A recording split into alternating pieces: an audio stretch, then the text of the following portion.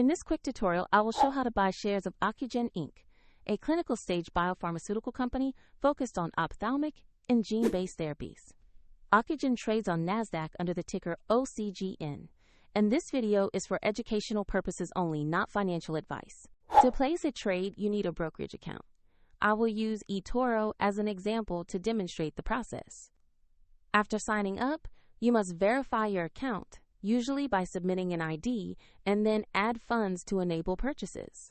Use the platform search bar and type the ticker OCGN to find Ocugen Inc.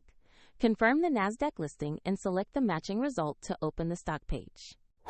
On the stock page, review the company's summary, the current price chart, and recent news to confirm you are on the right asset. Double-check that the listing shows NASDAQ and the ticker OCGN before proceeding.